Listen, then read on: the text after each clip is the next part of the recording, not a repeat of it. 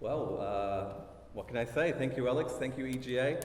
I would like to say happy birthday to EGA for turning 10. It's been an amazing achievement and the backbone of the Australian psychedelic and entheogenic community to help us to magnetize and find each other and come together and have these amazing opportunities to discuss issues around psychedelics, entheogens, and transformation. So I'm going to jump straight into it because I've got 20 minutes to sort of give a bit of a brief overview of a lot of my thoughts over the years on where the shamanic resurgence and psychedelics are all coming from. As psychedelics are cautiously re-embraced back into the medical fold, what are their other social and conscious and spiritual potentials? Are the man-made psychedelics psychic lubricants that have made possible the distributed consciousness of the 21st century? Are these substances meant to reconnect us to nature at a time when material-based consciousness has ecologically devastated the planet? Can strategic immersion into a multidimensional hyperspace help change the world? And can we use altered states as a form of psychedelic activism? Can we achieve full-spectrum consciousness in the face of the military-industrial entertainment complex's subjugation of life as we know it? How can we not, I say to you. Okay. So it may seem strange to start a discussion about the potentials of psychedelics by discussing the military, but in a holistic sense I believe there is a counterpoint between the two. Essentially the military is the inheritor of the dominator hierarchy that has suppressed the natural plant psychoactives for many centuries now, and the earth-based cultures which have worshipped the earth as the mother, as an alive animist sort of being. It's this same mechanistic consciousness that has seen the planet plundered and poisoned and treated as a resource to be used and taken from, as all species are subjugated to the artificial drives of the economy. That's the bad news. Basically, as you'll see here, the Joint Visions 2020 program is something the American military has been running with for the past decade or so. It's a doctrine under which the military is looking to inhabit different areas of being, whether that's land, sea, space, cyberspace, information space, or I would posit shamanic space or consciousness itself. As each platform or medium of existence comes into being, the military's response to it is to dominate it, and to dominate it to control the objectives of its empire. So, as you would know, the medicalization of psychedelics is also back on the agenda. Mainstream news sources all across the world have been very eager to jump onto the bandwagon in a sense and to report on some of the medical breakthroughs and legal scientific tests that are being done all around the world. There are organizations like MAPS which have been pioneering these legal studies, and with a multitude of psychedelic substances to treat things like anxiety with late-stage cancer patients, cluster headaches with LSD, and MDMA to cure PTSD, amongst other things. Now, the medicalization of psychedelics is much needed. It's something which was originally happening in the 1960s before LSD was banned, and it is something which is really necessary in our culture. But it's one component, one frequency within a larger spectrum of consciousness itself. And I believe that the reason why the permissibility is happening in our culture to have these tests happen again with organizations like MAPS is basically because the top of the hierarchy needs it to happen. There's a release valve in these things which is necessary for their control of the culture and of the dominant paradigm. The US government acknowledges there's a crisis with over 22 veterans a day committing suicide, often because of war-related PTSD, and MAPS' studies have shown that MDMA in particular is proven up to 83% effective to help cure treatment-resistant PTSD. So just on that level alone, we can see that the absorption of psychedelics and some of the shamanic sacraments is happening again in our culture, but you've got to ask some deeper questions. The shadow side, I would say, is that the Pentagon and the military-industrial entertainment complex can only be trusted to turn everything it touches into a tool or a weapon for its own ego-driven ends. The military, in synergy with the corporations and the elites that own them, see the subjugation of nature herself as a resource and inevitability.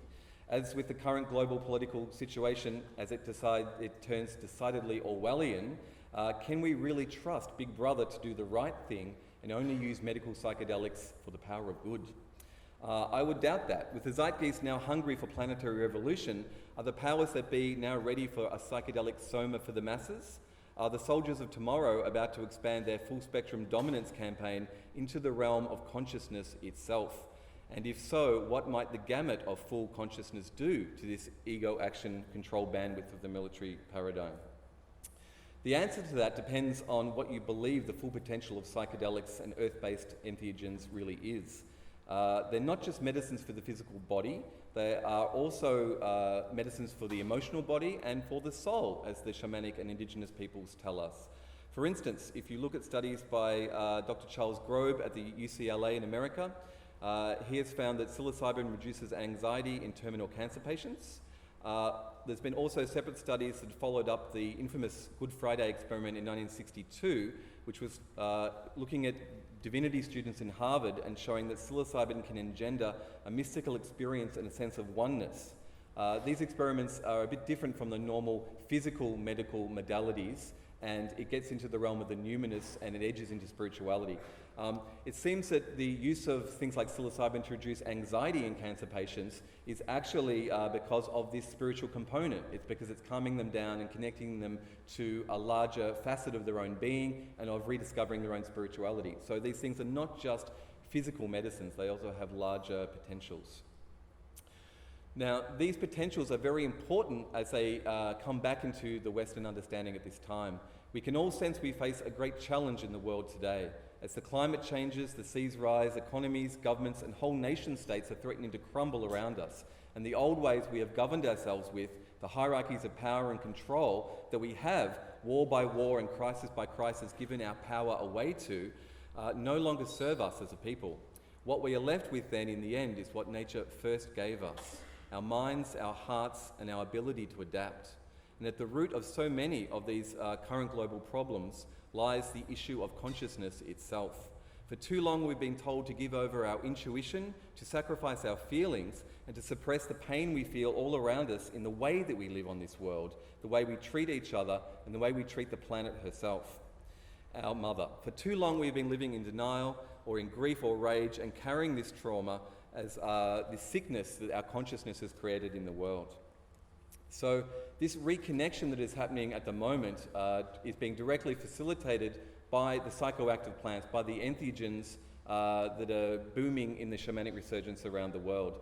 Now, these entheogens are said to invoke the divine within, but they also remind us of the world without that we are embedded in. As the late great Terence McKenna said in Food of the Gods, one possibility is that some of these compounds may be exopheromones, these chemical messengers that do not act along the members of a single species, but instead act along species lines so that an individual influences members of a different species. Some exopheromones act in a way that allows a small group of individuals to affect a community or an entire biome. Nature might be an organism whose interconnected components act upon and communicate with one another through the release of chemical signals in the environment. McKenna continued to say, hallucinogens function as interspecies chemical messengers. The dynamic of the close relationship between the primate and hallucinogenic plant is one of information transfer from one species to another. Where plant hallucinogens do not occur, such transfers of information take place with a great slowness. But in the presence of hallucinogens, a culture is quickly introduced to ever more novel information, sensory input and behaviour, and is bootstrapped to higher levels of self-reflection. He calls this the encounter with the transcendent other. And the other is, nothing greater than, well, essentially nature herself. The greater other is another aspect of ourselves. Now, I believe that this process of integration with the other, or with nature, is something that we have been doing almost for as long as we've been moving away from her, since the Industrial Revolution and since all these technological breakthroughs which distance ourselves from the planet and reduce us down to living in cities and in grids and in boxes and away from the natural flows of energy of the earth. We've forgotten the mother, and we've forgotten the original primal matrix that we are embedded in, and now it's recognized us when we're in these experiences as the other. But it's never gone away. As we have climbed the ladder of culture and created the hierarchies that we have, the network of nature herself has remained what we are embedded in. And I believe that, as we see with the plant sacraments, with the psychoactives, when they engage with us in this interspecies symbiosis, there's not just information transfer going on, there's intelligence going on that's independent of us, that points to Gaia as an intelligent organism. And she has been trying, I believe, to get us to come back into right relationship with her. And she's been trying for as long as the plant entheogens have been around, and when we have fallen out of balance with the earth into the city hierarchy type modalities, she had to find another way to connect with us. And before we could go back to the garden and the great green web of nature herself, nature had to get past the white picket fence of suburbia. And so she went to the lab. April 16, 1943, Basel, Switzerland, Albert Hofmann. LSD. Like wind on water, you can't see the thing itself, but you can see the waves and the patterns that LSD has made in Western culture. Beyond the lurid hippie headlines, the LSD revolution has spawned a slew of breakthroughs that helped American business. It birthed the creativity revolution that got the USA ahead in the idea stakes, and there are key reports from many people involved in the computer revolution from the 1960s onwards who used psychoactive substances like LSD. There seems to be a direct relationship between the disassociated or non-linear states that psychoactives can engender and our ability through science and through technology and these creative endeavors to ground that into not just our technologies but into our new world paradigm. There's a quote from Jaron Lanier, one of the pioneers of virtual reality, who says, "Almost to a person, the founders of the computer industry were psychedelic-style hippies. Within the computer science community, there's a very strong connection to this environment." So, this idea of a larger intelligence or a natural evolutionary surge in nature itself is not just a romantic one. It seems that there is a whole system sort of dynamic going on in this. I ask you, is this evolutionary surge in nature working behind the scenes, facilitating non-linear data flows of information that would one day link us together beyond the physical, data tribes webbed by silicon by that other great alchemical miracle, the internet? Is the global mind shaping the infrastructure for the global brain, strategically turning on and off species with these psychoactive substances?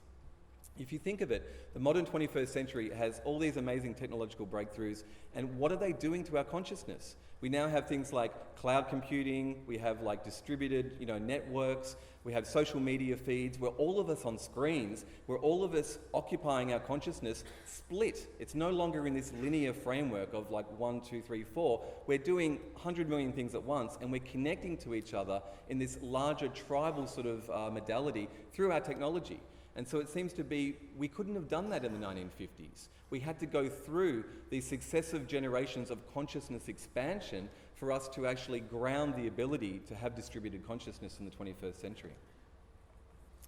In his book Mycelium Running, author and mycologist Paul Stamens makes a direct allusion between the mushroom mycelium network, the dense network of information sharing systems that form the internet, and the neuronal networks in the brain itself. All seem to be forms of nature expressing herself on different levels, or as Stamens says, "I believe that the mycelium operates at a level of complexity that exceeds the computational powers of our most advanced supercomputers. I see the mycelium as the Earth's natural internet, a consciousness with which we might be able to communicate."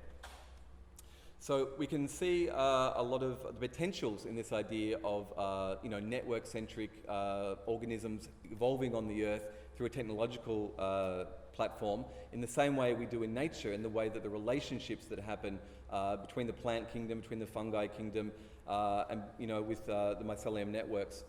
Interestingly enough, science has been looking at psilocybin use in some of these studies that MAPS and other organisations have been pioneering recently. And the latest functional magnetic resonance imaging, or fMRI, tests have shown that psilocybin actually acts as a reducing valve for what Aldous Huxley called the mind at large. Amanda Fielding, the director of the Beckley Foundation in the UK, said that her team looked at the brains of subjects as they received an intravenous dose of psilocybin. The research showed that it decreased blood flows to specific regions of the brain that act as connector hubs, where information converges and where it is disseminated. These hubs are basically called, these regions of the brain, they're calling the default mode network. And the default mode network, when it's switched off, when it's on, it actually facilitates the capacity for ego, the capacity for that sense of identity or I. And so when things like psilocybin, and they've done these tests with ayahuasca as well, the current theory in neuroscience is that the psychoactives are switching off these network hubs or the default mode network. And then once the default mode network is off, what is being released is not the substance itself, but our own mind's ability to connect to these larger reservoirs of consciousness itself, to this more full spectrum idea. So we currently know the human brain has 5 different frequencies it operates at: beta, alpha, theta, delta, and gamma, measured in cycles per second, or hertz, each of which have their own characteristics and produce a specific brain function and type of consciousness. Beta is 14 to 40 hertz and gives us waking consciousness, reason, and logic. Alpha is 7.5 to 14 hertz and is a state of deep relaxation, light meditation, and intuition. Theta is 4 to 7.5 hertz and is in the deep REM state, deep REM or dream state. Meditation, and interestingly enough, also spiritual and psychoactive states are in theta as well. Delta is 0.5 to 4 hertz and has the slowest brain frequency, dreamless sleep, egoic meditation. And gamma is above 40 hertz and has insight flow and rapid information processing. There may be deeper aspects to consciousness itself beyond those 5 frequencies identified, because it's only been with advances in EEG and other technologies we've been able to find even the level of gamma. That's been quite recent. So if it is possible that we have deeper reservoirs of consciousness, different frequencies beyond those 5 known ones, it could also imply that plants have a type of consciousness themselves. They've done tests with plants in the modern day, and they've seen that they respond and improve their growth when exposed to signals of consciousness in the 0 to 15 hertz frequency. That's delta through alpha. So basically the meditative states, the intuitive states, those deep egoless states, when the default mode network is sort of off, they're the exact states that plants respond to when they're put into these, projected with these states of consciousness. Does this imply that plants have a type of consciousness, albeit one smeared out in a vegetal Gnosticism? Are they grokking on the divine, or the mother matrix most mysterious, as James Joyce called it? Are plants conscious? Well, if you've been on the inside of the shamanic sort of experience and had experience with these entheogens, there definitely does seem to be a relationship that is formed with plants, whether they're psychoactive or not. Things like ayahuasca can also introduce us to the vast reservoir of plant consciousness and spirits and entities or intelligences embedded within nature. So what happens when plants and humans interface? Plants seem to have a network-centric type of operating system, not a hierarchy like the Western consciousness and ego does.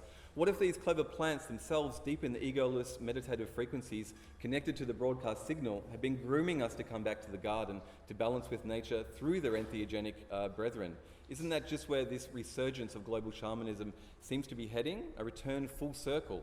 These entheogens give us a brief flash of the interconnected web of life embodied in things like the DMT frequency, activating it through the serotonin and tryptamine pathways, or this back door that nature has installed in many of her species.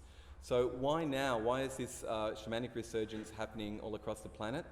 Human consciousness is directly responsible for what is being called the 6th Great Extinction Event. They estimate up to 70% of species will now be extinct by 2100. This has happened before, and at each time it has happened, it has resulted in these evolutionary drives, because each crisis has an opportunity within it. And nature has, a regulating intelligence that does modulate all the species, and it kills off, or it puts to the test each species to get to this tipping point of transformation. And we won't get to that tipping point unless we go right to the edge. So here's an analogy. We carry around 100 trillion microorganisms in our intestines, 10 times the amount of cells in the human body itself. We are essentially a colony organism. We're not this individuated thing the ego thinks we are. We are a relationship of beings within our bodies itself. Could it be on the planetary scale that we too are like microbacteria that colonize the surface, and that our species, once invasive and malignant, is now itself undergoing a viral transmutation? And as we heal as individuals, some type of natural process is underway, mediated from the planet through the plants to us, to heal the collective. Are we not separate from nature? Indeed, are we part of a larger organism, a planetary organism, in concert with nature herself? This is why I believe it's so important that this generation of psycho-spiritual plant explorers, shamanauts, energy workers, healers, deep ecology symbiotes, or whatever we like to call ourselves, are so needed at this time. As we resensitize to nature, we are feeling the destruction on her as a physical attack on our very selves, interdependent with her, and we are becoming warriors for her, because her cause is our cause. Many who turn on to ayahuasca feel the cry of the mother as the jungles are cut down and the life-giving trees of the Amazon are destroyed. Other psychoactive plants show us the web of life, this very tangible feeling of cause and effect, and the unity consciousness that the plants help anchor within us. Ultimately, humanity is just one frequency of a species-wide mesh network, and when we unite with plant consciousnesses, we are working in a cooperative mold to share energy and resources. We are essentially the entheogenic blossoming of nature's plan as it comes to fruition, her mind made manifest on the macro level. You could call us a Borganism of Gaia herself. She is us and we are it, becoming self-aware. Listen, can you hear it? Our mother is calling. She's trying to talk to us, through us. And what is she trying to say? What else is there to say? There is only love. Thank you. My name is Rak Razam, and this has been Full Spectrum Consciousness.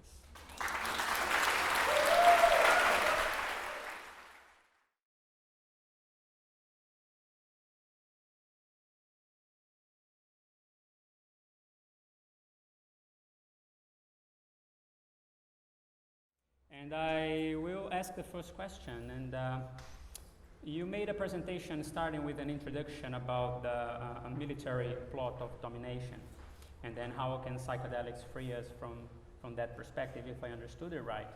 So do you believe that the simple use of psychedelics in general can give us this perspective, or it has to be put forward with that type of cultural baggage, and how to do it if that's the case?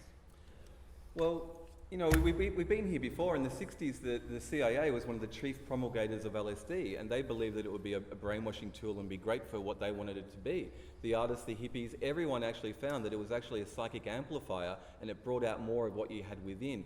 The interesting thing about the plant psychoactives, the entheogens, is it's not just about us and what we consider us. What I'm trying to say in the talk is we're not what we think we are. We are a colony organism on the micro. On the macro, we are a colony organism. And even the military-industrial complex, which has its agendas, is embedded within this larger intelligence over evolutionary time. So, you know, everyone has an agenda they think that they want to use these substances for, but there is a larger plan and a larger relationship that we're coming into concert with, and we're slotting into one of the frequencies that many of the species are occupying.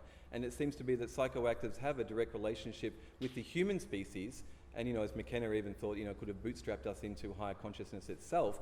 But we are being groomed by the plants through the psychoactives, I believe. And so whatever the agendas of different vested interests, I think there is a larger macro vested interest of Mother Nature herself. And she needs help. She needs help to, you know, stop the monkeys out of control, to stop the human dominator culture taking from the planet, and to be warriors for spirit and for the planet herself, to go back into right relationship.